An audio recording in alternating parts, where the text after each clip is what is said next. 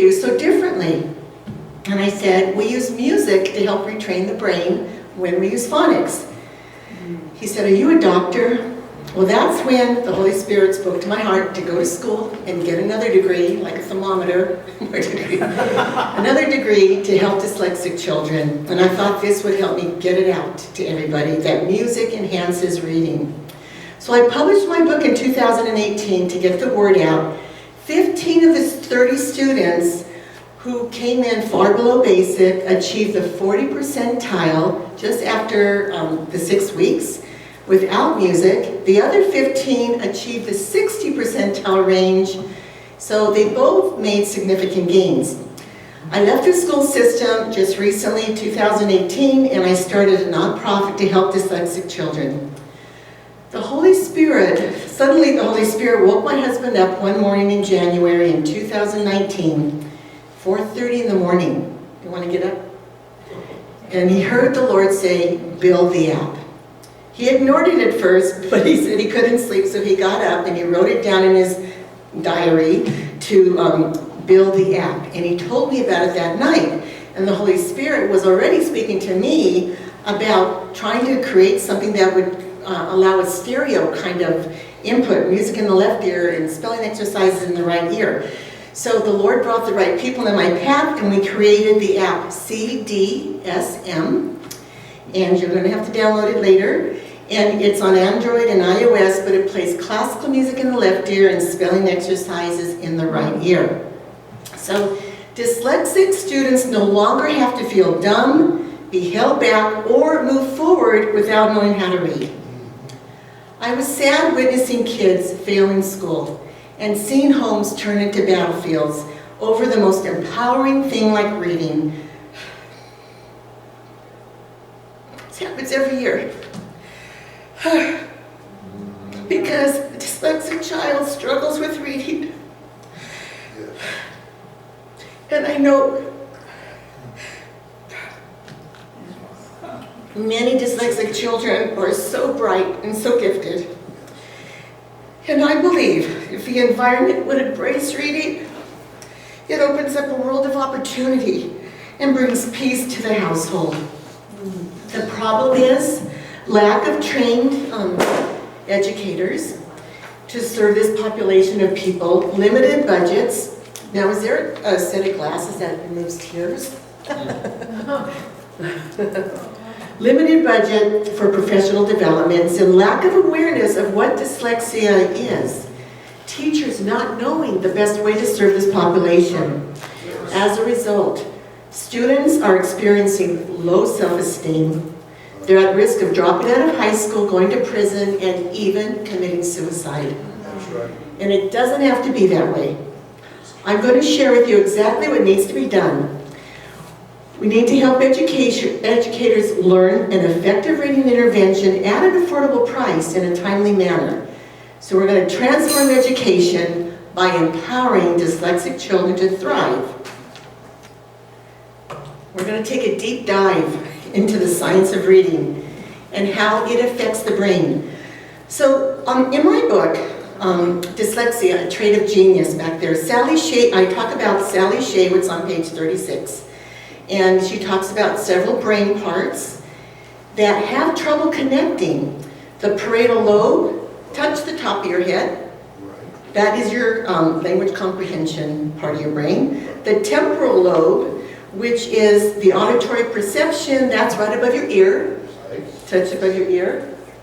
That is actually the visual recognition, and I'm sorry, that's the temporal lobe, visual recognition, and parietal lobe is the top. What part did I miss? Anyway, the occipital lobe.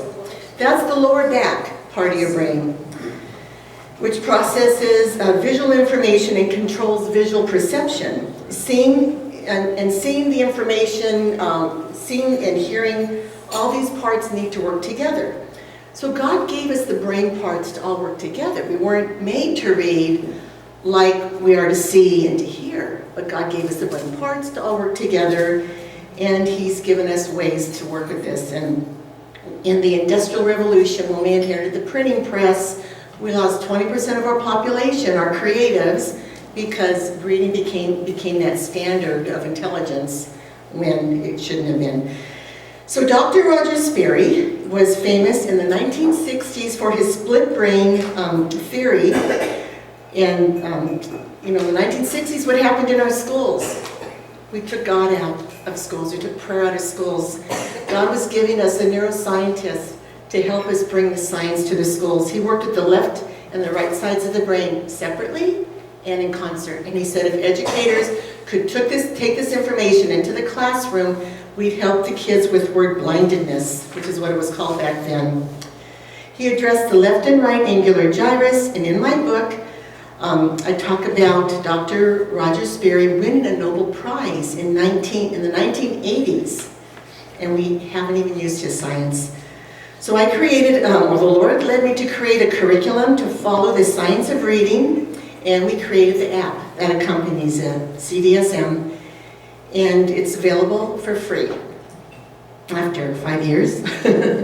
So the research by Adam Kroon in the Music, Neuroscience, and Psychology of Well-Being reports that explicit reading instruction is what gives the ability for students to carefully decode or read words that could be difficult for dyslexics. And with accompanying music, he says they have cognitive and attention advantages that can accelerate their success.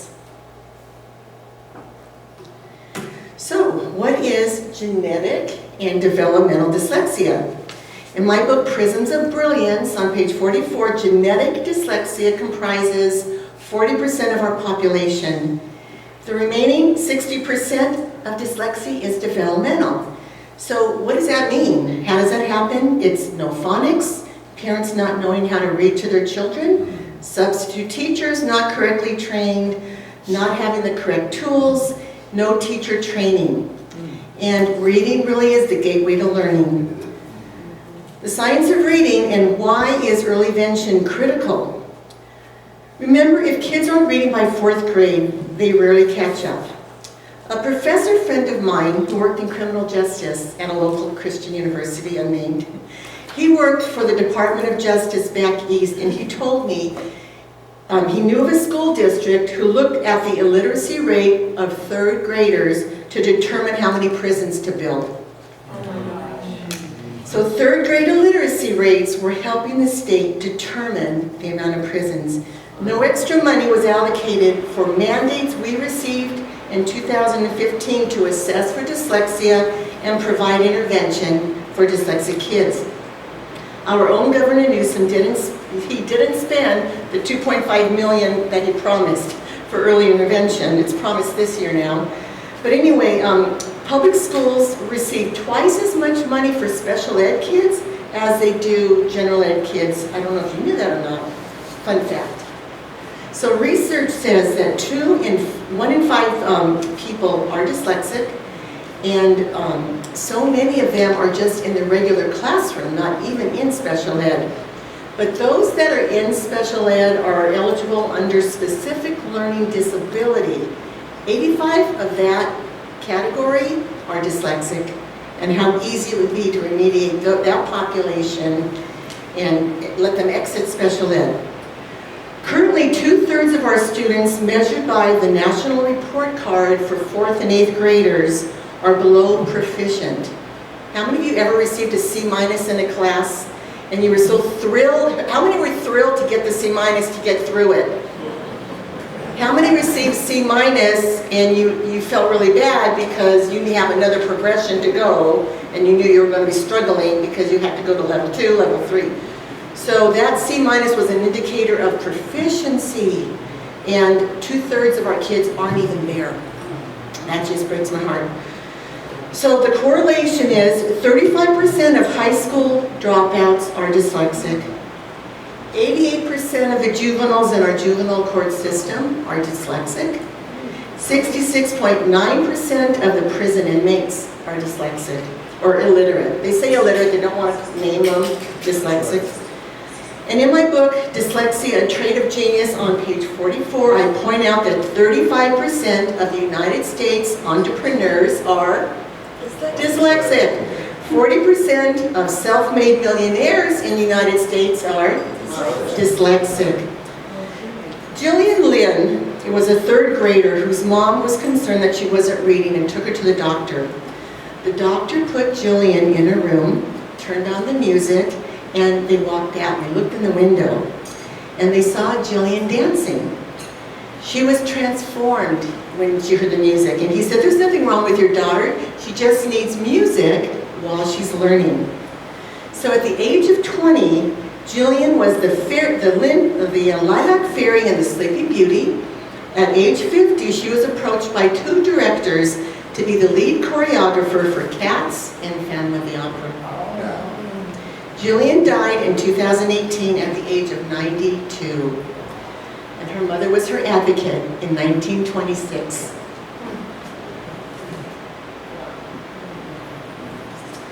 So the science of reading, what does early intervention look like? Preschoolers can look at picture cards, they can say the beginning sounds, the ending sounds, they can learn rhymes, they can learn to sing the alphabet. Kinders can build on these skills and know how to find these letters on an alphabet board. They can select letters and build words. They can actually begin writing their letters. So first graders will advance to phonogram cards, learning letter names and letter sounds, learning the difference between vowels and consonants. And they can circle pictures that match the first sounds of the words that they're learning. I show parents how to access early reading books on my website, dys-sol.com.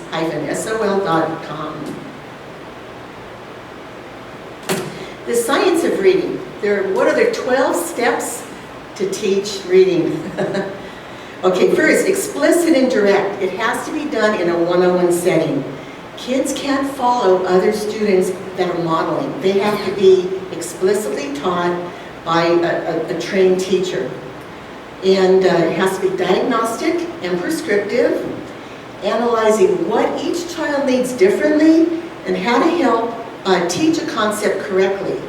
It has to be adjusted on a day-to-day basis as every child has an individual need. It has to be multisensory. How many of you learn better when you're looking at something? Colors, charts, graphs. Raise your hands. How many of you learn better when you're listening to something? Maybe you have to record and listen to it later. How many of you learn better when you're taking notes and drawing pictures and writing? Okay? And then how many of you have ever spoken and solved your own problem by speaking it to a friend? So those, we call those different modalities. Kinesthetic is hands-on, actually working with your dad or your mom and working and learning that way, or a new job. So everybody learns better when you're using all those modalities, but dyslexic kids need that. So if they're not getting that in that classroom because a sub doesn't know better, then that's where they're going to fall behind. So a program that helps dyslexic children has to be structured and systematic. If anybody in here has ever been a substitute teacher, you may have tried to wing it. You can't have anybody winging it. They need to know what they're going to be teaching. Yet a program needs to be flexible. Teachers need to know when they can pull in some other tools and trade out tools because the child requires something different. A couple more steps. Sequential. There has to be process and order to it. Cumulative. One skill builds on the prior skill. Comprehensive. A program has to bring everything together. And emotionally sound. Kids need to feel their own successes. I mean, I get a lot of ahas and wow. So that's really cool. Cruz was going into second grade a few years ago. He was going into second grade. He didn't know his letter names and sounds. He thought his baby sister was smarter than him. So we taught him his letter names and sounds, and then he jumped into my program as a second grader. We quickly got him up to third grade level. And when he was in fourth grade, he was already reading and comprehending at a fifth grade level. When he went into fifth grade, he was reading and comprehending at a middle school level. Progress is amazing when kids combine music with reading. So it's easy and affordable. I have a course, Unlocking the Genius Mind of the Dyslexic Child, and it has, each module has engaging activities informative videos, and it's on the platform of Promise Christian University with Pastor Micah Nadell. And at the end of the course, you'll be transformed from being unaware of the impact of dyslexia to being a champion for dyslexic children everywhere. And I provide assessments at affordable prices, and I recently launched a campaign to train people, paraprofessionals, parents, how to assess for dyslexia. What can you do? Oh, is that the previous one? Easy and forward. And what can you do? We're going to pray for our leaders. We're going to vote, and vote for leaders on our school board with a biblical worldview. We see that happening in Glendora already. Get involved in your school boards and PTAs. I loved what Pastor Eric had to say about all the different things happening in our schools right now. We're going to fight to get prayer back in the schools, and have the 10 Commandments posted in the offices of schools, as they're doing in Texas already. So self-esteem has been hit hard with our dyslexic students. We need to understand what we're dealing with and help these students today. It's God's heart for students to read, and it's God's heart for our nation to get on track with reading success. Matthew 25:4 says, "Truly I say unto you, whatever you did for the least of these brothers and sisters of mine, you did it for me." And John 8, verse 31 through 32, God's disciples will know the truth, and the truth will set us free. So that, ladies and gentlemen, is how we transform education to empower our dyslexic children to read and thrive by exposing their trait of genius. And you've been an excellent audience. Thank you for your participation and support.